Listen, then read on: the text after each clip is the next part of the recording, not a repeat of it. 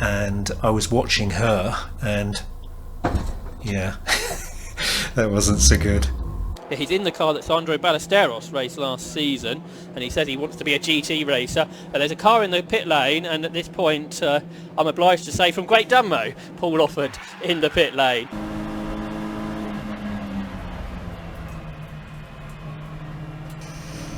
That was strong defence. Here we go. Oh, oh dear. Now here you can see I've taken a much wider line, trying to get a later apex into clearways so I get more speed coming out, and it seems to have worked. Oh. Anyway, let's move on to the second race. By just lining his car up in a slightly skew-width manner. Yeah, he's the one that gets to go downhill, which is helpful. Yep.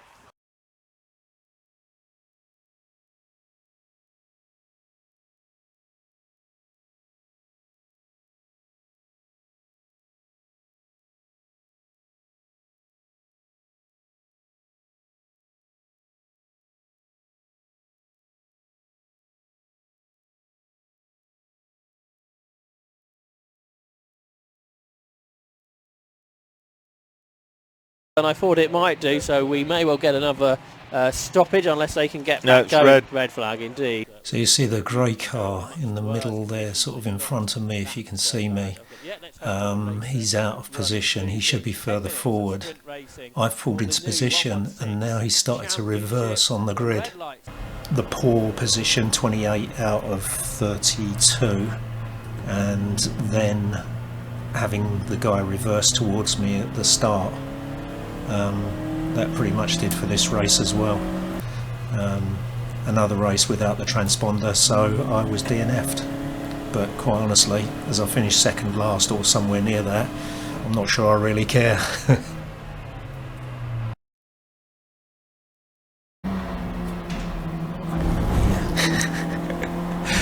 This is where I have the problem, I think, with 42, don't I?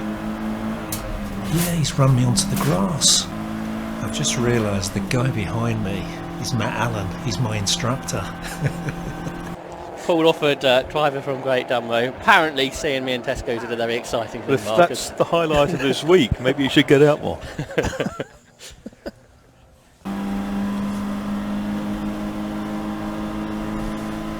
Okay, I got a bit lucky in that he pulled to the left, which has given me the gap, but that's okay, I've got it. Okay, so I've got a good, I think I've done quite well around Graham Hill, yeah, okay, this is good, this is good. Okay, well I'm up nice and close. Coming down into Graham Hill Bend, he's over braking there, and he's, yeah, I guess because he was a bit tighter on the line. I've got a better line round Graham Hill so I can get past him. Luckily he didn't try anything crazy and stick one in the side of me. Yeah.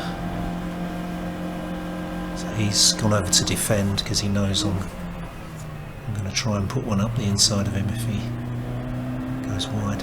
I try a slightly different line around Druids, tighter. Now I'm racing him for Graham Hill Bend. Oh, he wasn't going to give that one. Okay.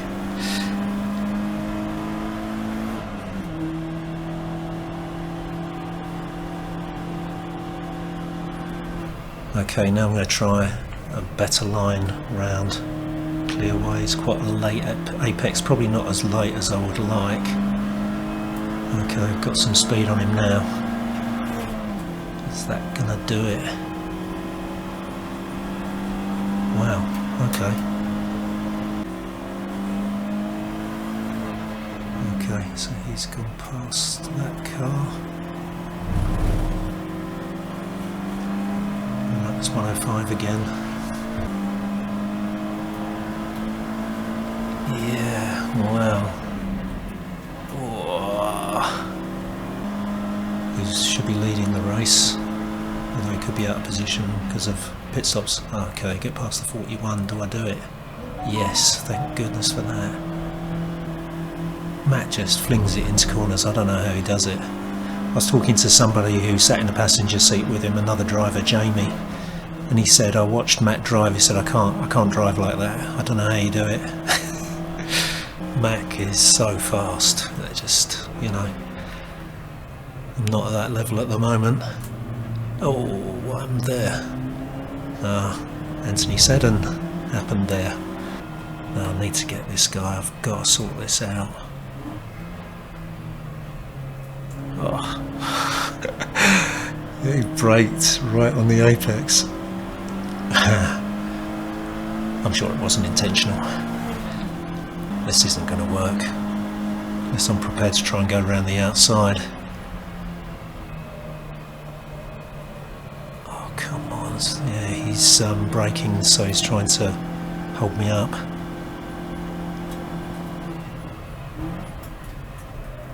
Oh, got it done.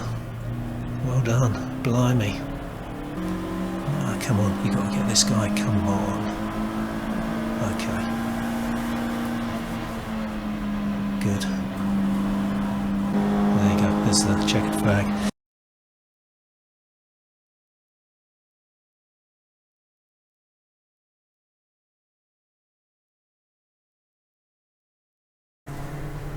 At lunch I sat with my friend Ben Wilshire.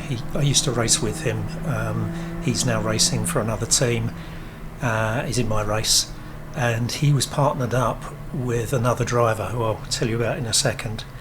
And the other driver was there, and we got chatting, and I was explaining to them that my starts were particularly poor, and they started to analyse me and probe all the areas that might be causing problems with me starting.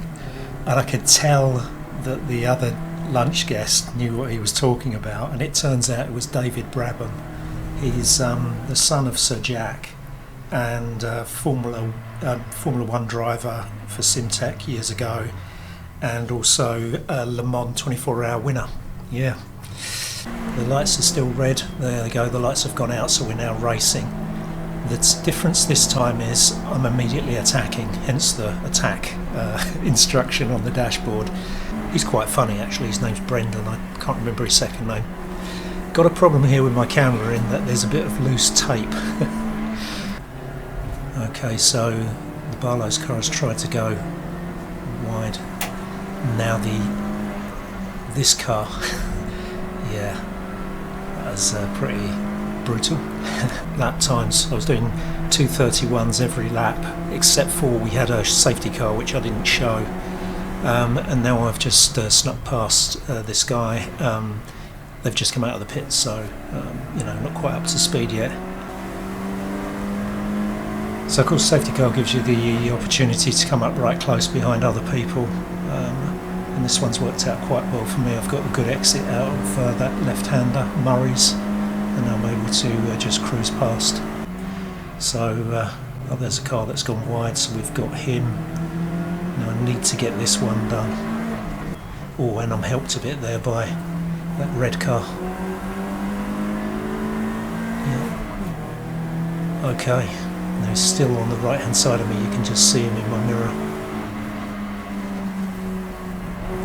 But that gets it done. So it did sort of help me, but he came in quite tight. I had to take a really tight line around there, and of course that's lost me a load of speed. Don't get the car smashed up, even if I have to back out of moves like this one. Ooh, look at that. See, I just can't get the drive out of there to... I could have slammed across in front of him actually, couldn't I? But this is a case in point, you know. If I do that, you know, then I smash my car up. I might not be able to complete the race. This would be about the time I need to be right up the back of Paul. So the Tibbetts car has gone past this, I don't know if you call it a back marker, I'm not quite sure who it is. Who's that? 83, that's one of the Team Hamster cars, isn't it? So try and inside move down to Agostini. Yeah. So, yeah, the line's too tight, and yeah, we're not racing him.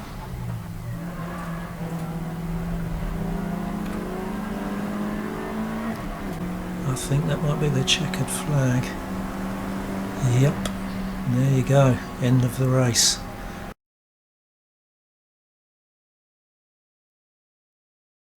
Looks fantastic. Now the one thing I wanted to point out to you here is look at this queue. This is just the queue to get into the assembly area. Okay, so let's have a look at the race. So here's the first issue. What on earth am I doing at the end of the pit lane? We're coming just to the end of the 4th lap and I've caught right up to the tail marker. It's taken too long really, I have to say. This section coming up where we go past this tyre barrier and then I'm keeping right over to the right. I saw Colin Turkington doing that. Oh, yeah. He stayed wide. Ooh, yeah, that didn't do my car much good. He then, oh yeah, he's got it sideways around the hairpin. Yeah, oh, going past one there. I think that's one of the Team Hamster cars. I'm not sure who that is. Yeah, it is a Team Hamster car. That's either Harry Imerod or... Oh, somebody went off there. Went a bit deep. Look over to the left. You can see. Now we're trying to go round Tower, 3 abreast. And... yeah, got a bit squeezed there. Ended up in a bit of a sandwich. Okay, now this time keep an eye on the right hand side of the screen. Ooh.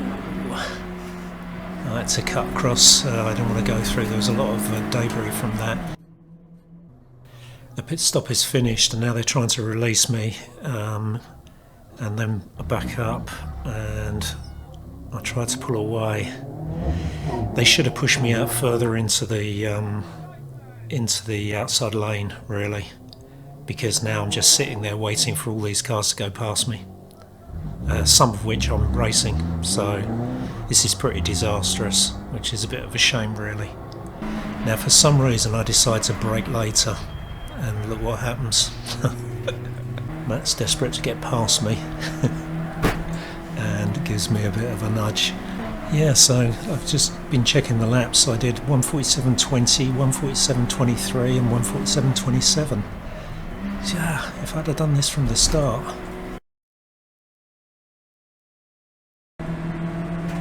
Okay, Liam's gone off. Then you got the Bicknells. And it's side by side with Paul Offord, who's getting on screen again.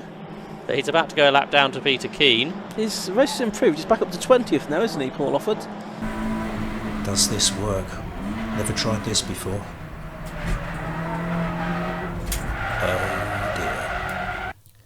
Welcome to my race report for our race at Donington on the GP circuit. So we're now coming down to the red light. Someone's gone too early. I don't know what he's doing. Right, we're now racing and I've immediately lost a position. But, you know, there's no problem this early stage. Yeah, and I've lost to Liam as well. I'm not panicking. It's all good. You'll see I lose a few. That's Jonathan. He didn't quite get past me there. Someone's just gone off, as we've seen, which I'll feature later on. Now, if you keep an eye on the left, watch the car to the left of me. Yeah. So that was, should we say, strong? By Luke Fox, it may well be AJ Duffleball. Now there's Paul Offord in the pit lane, who had a disappointing start to the race from his point of view. Well, you can see it's got a novice cross on the car, and I think they're fairly new to racing. Oh yeah, number 14, I remember seeing it. Yeah, I think that's a relatively new driver. 10 years of karting, and I tried a bit of a move there, didn't quite work, did it? And in fact, in free air, eventually after this point, I think if without anybody in front of me, I was putting in 203s repeatedly, which is what, you know, I've said this so many times on so many videos, but that's what I should be doing. Not to decry his abilities, but I don't think I would have got right past Sam like this. So, wow, Jim's just gone past the black car. That was a good move. Now those guys have got past and I'm not. Yeah, number 7, that's right, that's what it was. Okay. Need to make a move, Paul. Oh, no, you saw that coming.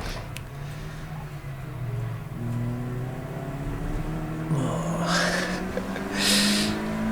Yeah.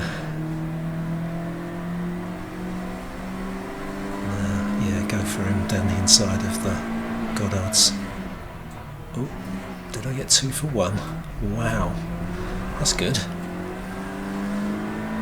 Oh no, I can see he's coming back at me, isn't he? The 89 car. I've got Jim, but I'm not convinced I've got the other one. Yeah, he's right on the outside of me.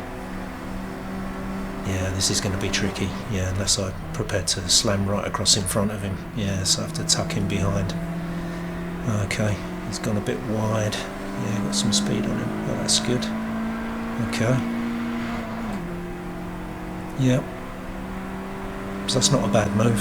I don't know whether you'd call it a friendly rivalry because he keeps beating me all the time, but I like racing against Liam. He's a guy, he just goes all in. He's just, it doesn't always pay off for him because he's had quite a few DNFs, but I mean the guy's really committed. And he goes for the most amazing moves. Now this car on my left, oh yeah, I nearly hit that car, I remember that. Tried that move on him and I nearly ran into him. That was a bit of a worrying moment. Oh, Melissa, if that's Melissa, she's gone very wide. Oh, it's not Melissa, is it? No, it's not. Oh, yes it is. Yes it is, I think that is her. Okay, so she's obviously gone wide there and managed to get a place, but we'll see later that she gets her own back. Going down, trying to go down the inside of him at McLean's, so he's not letting me do that. He's running wide again. Can I get him through Coppice? Okay. Wow. I can see Liam lurking in the background.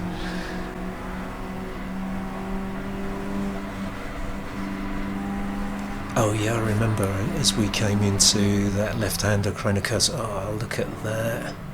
See, that's what Liam does all the time. He's so good at it.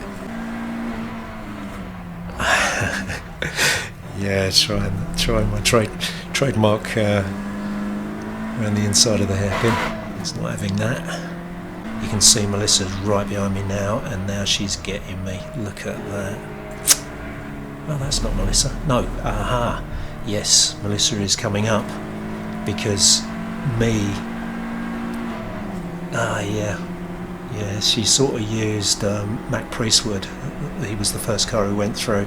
She used him as a stalking horse sort of thing and then followed through. Yeah, I'm not going to try it down the inside of the chicane, I don't think.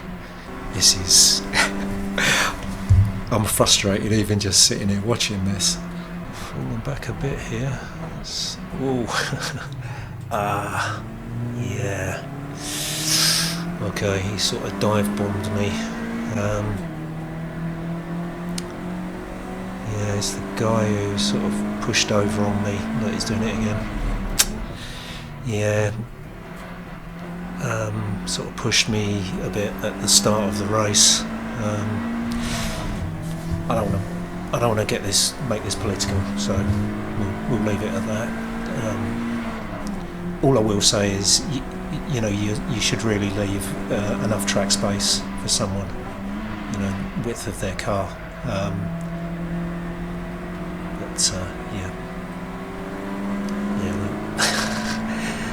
try it again. Yeah, don't know what to say.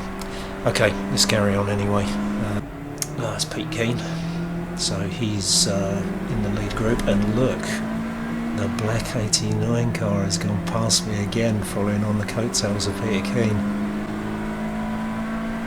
And then I get him back. Do I? Yeah, can't hold it. Okay. And I missed the gear there. Actually, I missed a few gears coming out of there. I've got lucky, quite honestly. Yeah, I missed the third. Oop, oh, that's Carrington Yates, isn't it? Or Harry Ormerod. Okay, Liam's gone off. That's got me past him. The 89 car's gone past me again. Now I'm down the inside of this 221 car. Oh wow, it's all getting a bit messy. So yeah, getting different standards. Look, what is he doing? What on earth is he doing? That was just so stupid. You know, to push the 89 car in the middle of the corner, you know, that was a crazy move.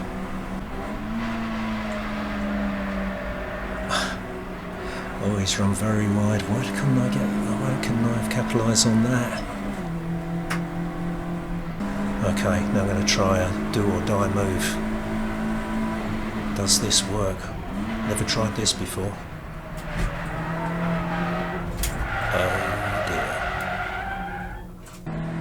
So I had 2 corners to get to the end of the race, and I was running 15th, or I would have been placed 15th after penalties had been applied, and I've just given away 5 places. I mean, there's more than that. Cars gone past me, but some of those are on a different lap to me. They're a lap down. So, and then I've got Paul Whiten, who had the tussle with at. Who had a great fight with at Snetterton. I couldn't quite stay in front of him. And yeah. And that's the end of the race. A lot of action there at the very end.